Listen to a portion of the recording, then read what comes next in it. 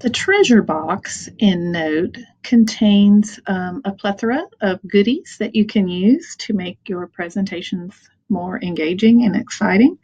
The treasure box is located over here on the left-hand side of your screen, and it looks like a hammer and a wrench, and it does say treasure box. The first time you click it, you do open to the presentation tools section by default.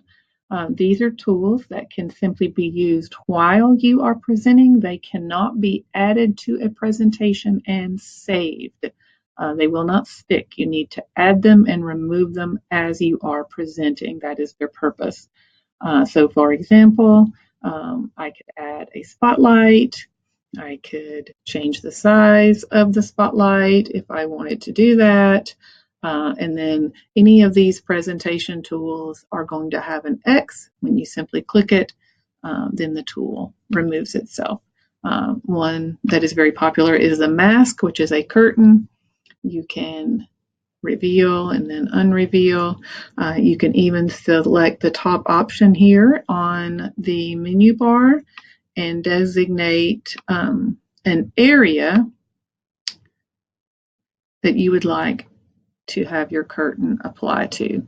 So it's totally up to you what you want to do with it, but again, you just click the X to get rid of them. Some of the commonly used tools here are timer.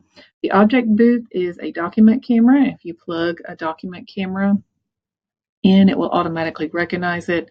You've got a magnifier and a clock and some other things there. The screenshot is just a snipping tool, like the Windows snipping tool. It allows you to clip full screen or an area that you selected or a freeform area that you selected. You just pick the option you want, and then you can trace around, and now you've got a snip of whatever it was. To get rid of the capture option, you simply click the button that looks like a power button. All right, we're going back to our treasure box. If we move over from the presentation tools to the discipline tools, what we have are a lot of working objects based upon subject or discipline. So if I click chemistry, I have working objects related to that. So if I pull out my sink and I pull out my beaker, these can be manipulated. So I'm going to pour that liquid, and notice then, if I were a little bit closer, that the sink spills over. Now that my beaker is empty, I can simply come in and refill it.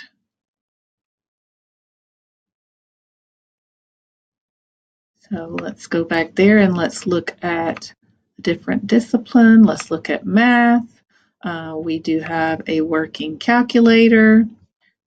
We have a working ruler that does expand to a longer length if you want to. And we have a protractor and some other things there, a compass. So those are just there for you to explore, but they are all working tools. English is just a grid. There's not really a lot that's being offered there.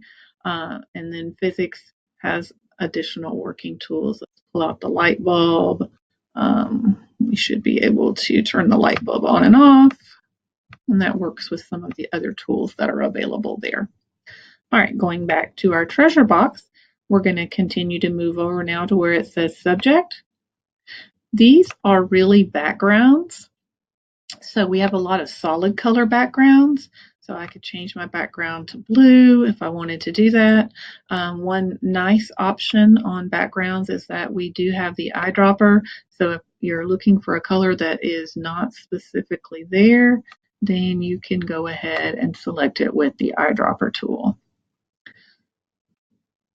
I'm going to click background again just to collapse that menu. There are some preset backgrounds. So if I want music notes or graphing paper or something like that, I can go ahead and select it. And then we have some teaching backgrounds that are just fun. They're just pretty backgrounds without you having to find them on your own.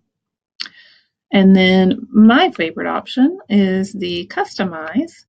So this is where you can upload your own photo and use it as your background. Just make sure that it's a fairly high resolution image because it is going to be stretched across a large canvas. So you can see that under Customize, I already have some custom backgrounds that have been selected. And that is why it took mine a little while to load and show the menu because I have quite a few of these. If you want to select one of your own, you'd simply say select local images. That's going to take you to your drives and let you select wherever you have that image saved.